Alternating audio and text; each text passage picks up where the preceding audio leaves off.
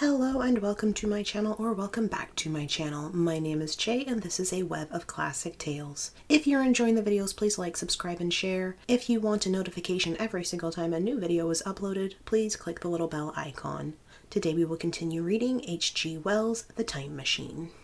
In another moment we were standing face to face, I and this fragile thing out of futurity. He came straight up to me and laughed into my eyes. The absence from his bearing of any sign of fear struck me at once. Then he turned to the two others who were following him and spoke to them in a strange and very sweet and liquid tongue. There were others coming, and presently a little group of perhaps 8 or 10 of these exquisite creatures were about me. One of them addressed me. It came into my head, oddly enough, that my voice was too harsh and deep for them. So I shook my head and, pointing to my ears, shook it again. He came a step forward, hesitated, and then touched my hand. Then I felt other soft little tentacles upon my back and shoulders. They wanted to make sure I was real.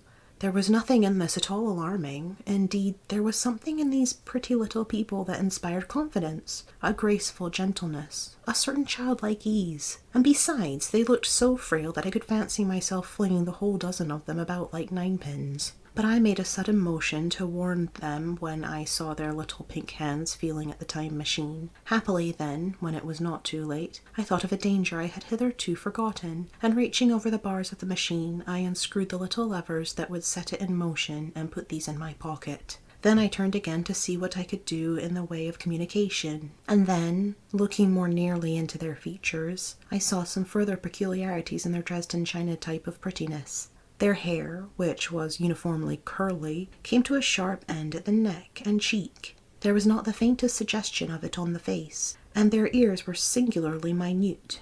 The mouths were small, with bright red, rather thin lips, and the little chins ran to a point. The eyes were large and mild, and, this may seem egotism on my part, I fancied even that there was a certain lack of the interest I might have expected in them.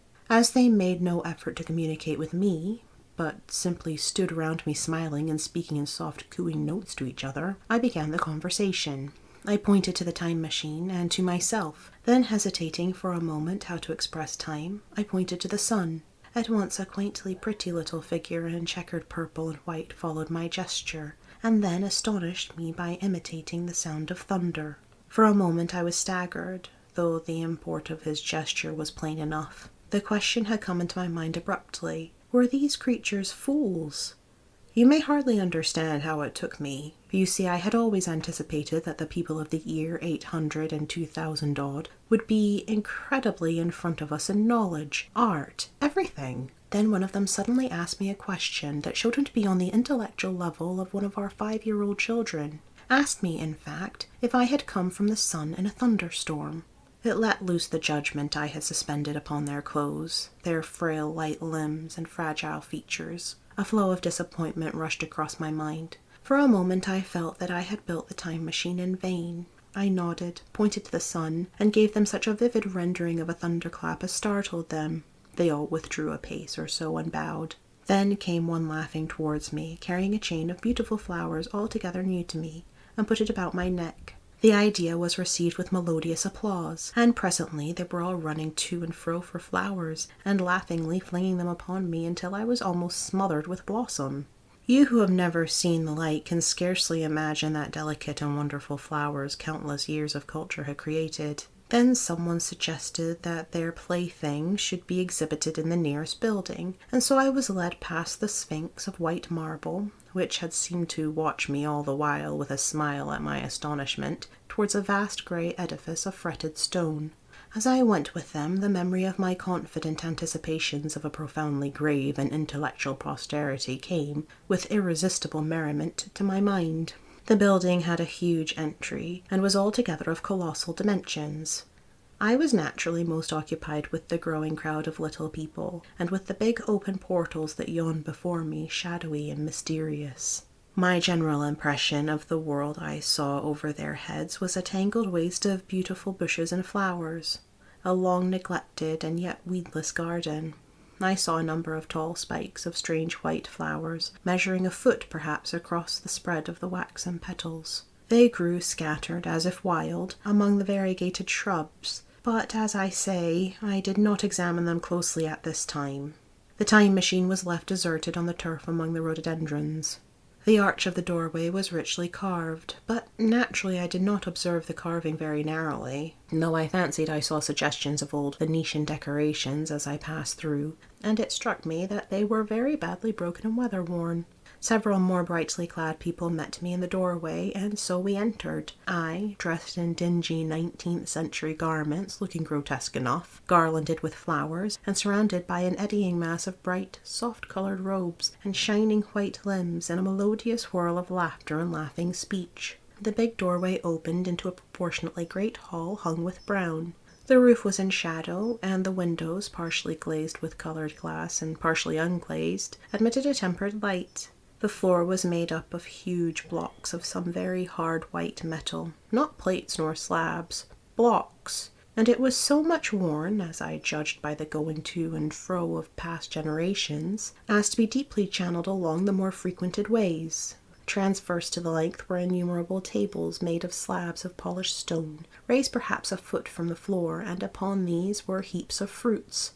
Some I recognized as a kind of hypertrophied raspberry and orange, but for the most part they were strange. Between the tables was scattered a great number of cushions. Upon these my conductors seated themselves, signing for me to do likewise. With a pretty absence of ceremony they began to eat the fruit with their hands, flinging peel and stalks and so forth into the round openings in the sides of the tables. I was not loath to follow their example, for I felt thirsty and hungry. As I did so, I surveyed the hall at my leisure, and perhaps the thing that struck me most was its dilapidated look. The stained glass windows, which displayed only a geometrical pattern, were broken in many places, and the curtains that hung across the lower end were thick with dust. And it caught my eye that the corner of the marble table near me was fractured. Nevertheless, the general effect was extremely rich and picturesque. There were, perhaps, a couple of 100 people dining in the hall, and most of them, seated as near to me as they could come, were watching me with interest, their little eyes shining over the fruit they were eating. All were clad in the same soft and yet strong, silky material. Fruit, by the by, was all their diet. These people of the remote future were strict vegetarians, and while I was with them, in spite of some carnal cravings, I had to be frugivorous also. Indeed, I found afterwards that horses, cattle, sheep, dogs had followed the ichthyosaurus into extinction. But the fruits were very delightful. One, in particular, that seemed to be in season all the time I was there, a flowery thing in a 3-sided husk, was especially good, and I made it my staple. At first I was puzzled by all these strange fruits, and by the strange flowers I saw, but later I began to perceive their import.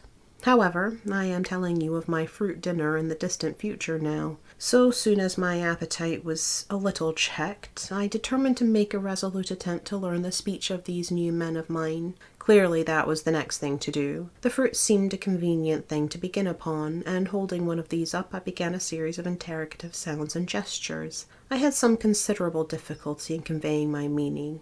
At first my efforts met with a stare of surprise or inextinguishable laughter, but presently a fair-haired little creature seemed to grasp my intention and repeated a name. They had to chatter and explain the business at great length to each other, and my first attempts to make the exquisite little sounds of their language caused an immense amount of amusement. However, I felt like a schoolmaster amidst children and persisted, and presently I had a score of noun substantives at least at my command. And then I got to demonstrative pronouns, and even the verb to eat.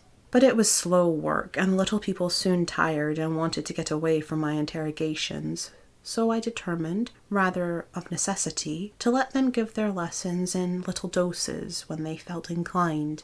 And very little doses I found they were before long, for I never met people more indolent or more easily fatigued. A queer thing I soon discovered about my little hosts, and that was their lack of interest. They would come to me with eager cries of astonishment, like children.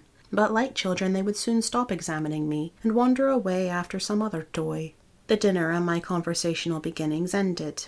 I noted for the first time that almost all those who had surrounded me at first were gone. It is odd, too, how speedily I came to disregard these little people. I went out through the portal into the sunlit world again as soon as my hunger was satisfied. I was continually meeting more of these men of the future who would follow me a little distance, chatter and laugh about me, and, having smiled and gesticulated in a friendly way, leave me again to my own devices. The calm of evening was upon the world as I emerged from the great hall, and the scene was lit by the warm glow of the setting sun. At first things were very confusing. Everything was so entirely different from the world I had known, even the flowers. The big building I had left was situated on the slope of a broad river valley, but the Thames had shifted perhaps a mile from its present position. I resolved to mount to the summit of a crest perhaps a mile and a half away, from which I could get a wider view of this our planet in the year 802,701 A.D., for that, I should explain, was the date the little dials of my machine recorded.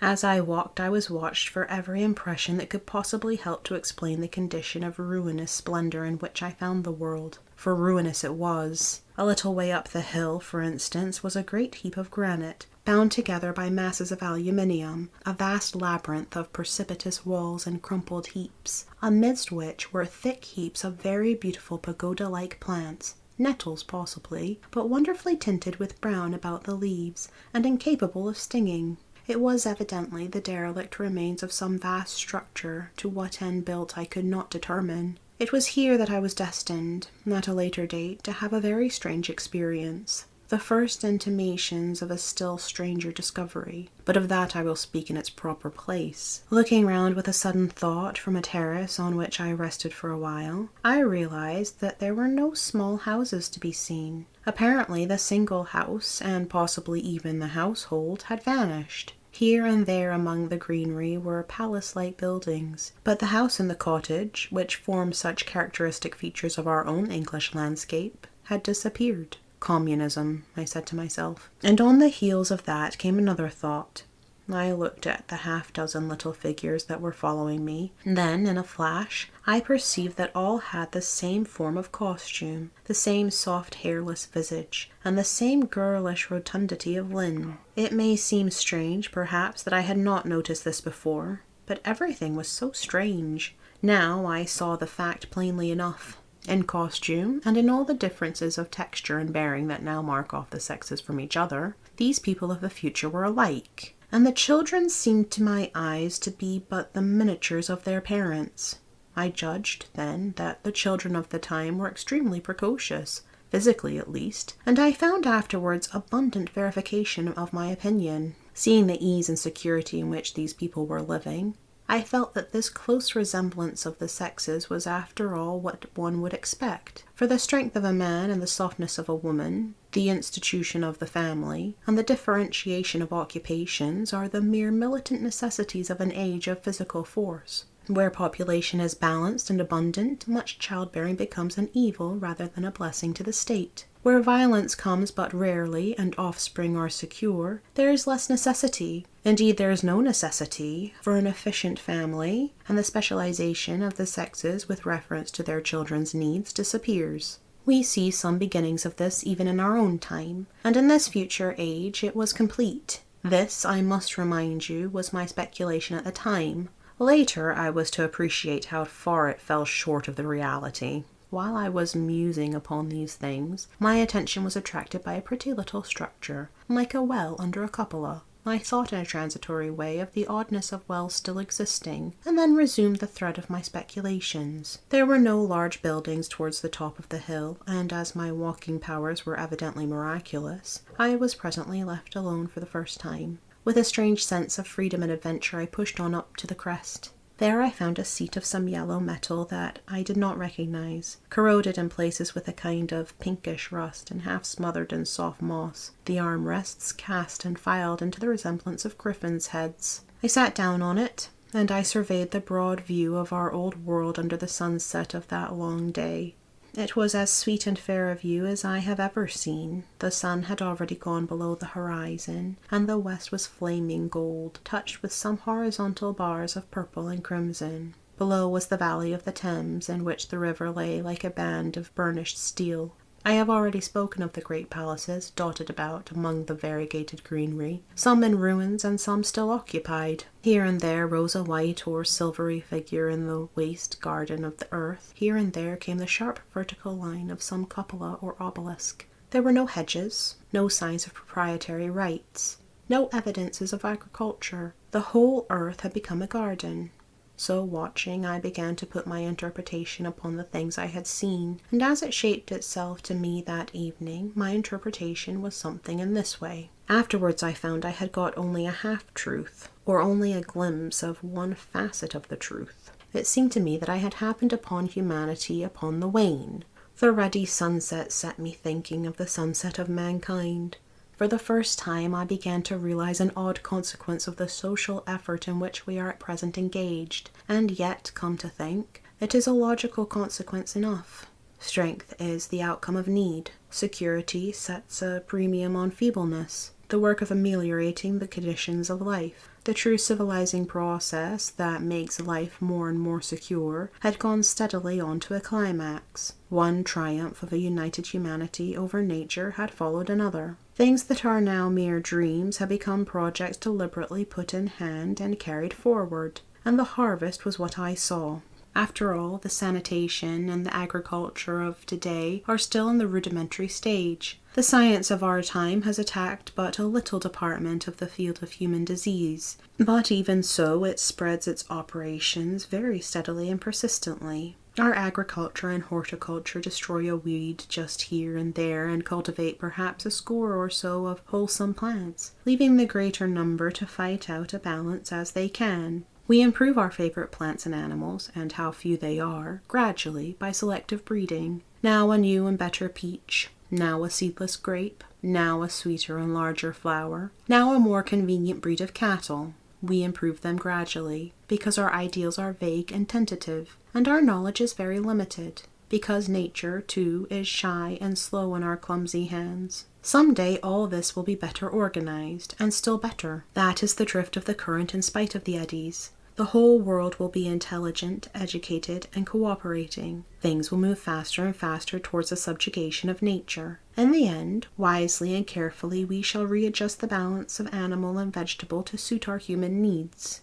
This adjustment, I say, must have been done, and done well. Done indeed for all time, and the space of time across which my machine had leaped. The air was free from gnats, the earth from weeds or fungi. Everywhere were fruits and sweet and delightful flowers. Brilliant butterflies flew hither and thither. The ideal of preventative medicine was attained. Diseases had been stamped out. I saw no evidence of any contagious disease during all my stay. And I shall have to tell you later that even the processes of putrefaction and decay have been profoundly affected by these changes. Social triumphs, too, have been affected. I saw mankind housed in splendid shelters, gloriously clothed, and as yet I had found them engaged in no toil. There were no signs of struggle, neither social nor economical struggle. The shop, the advertisement, traffic, all that commerce which constitutes the body of our world, was gone. It was natural on that golden evening that I should jump at the idea of a social paradise.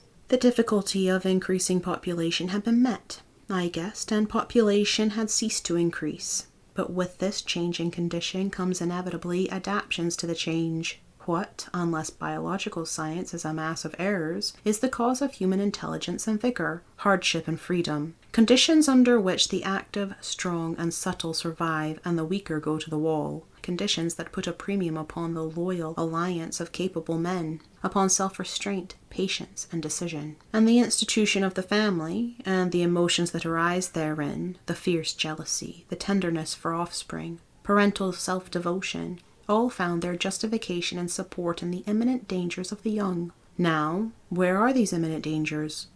There is a sentiment arising, and it will grow, against connubial jealousy, against fierce maternity, against passion of all sorts. Unnecessary things now, and things that make us uncomfortable, savage survivals, discords in a refined and pleasant life. I thought of the physical slightness of the people, their lack of intelligence, and those big, abundant ruins, and it strengthened my belief in a perfect conquest of nature. For after the battle comes quiet. Humanity had been strong, energetic, and intelligent, and had used all its abundant vitality to alter the conditions under which it lived. And now came the reaction of the altered conditions. Under the new conditions of perfect comfort and security, that restless energy, that with us is strength, would become weakness.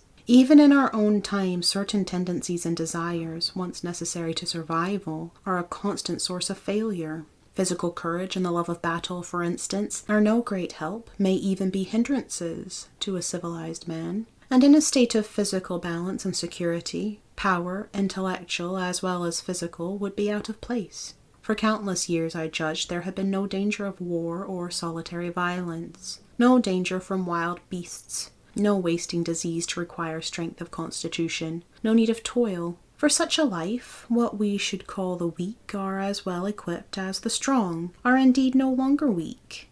Better equipped indeed they are, for the strong would be fretted by an energy for which there was no outlet. No doubt the exquisite beauty of the buildings I saw was the outcome of the last surgings of the now purposeless energy of mankind before it settled down into perfect harmony with the conditions under which it lived. The flourish of that triumph which began the last great peace. This has ever been the fate of energy and security. It takes to art and to eroticism, and then come languor and decay. Even this artistic impetus would at last die away, had almost died in the time I saw. To adorn themselves with flowers, to dance, to sing in the sunlight, so much was left of the artistic spirit, and no more. Even that would fade in the end into a contented inactivity.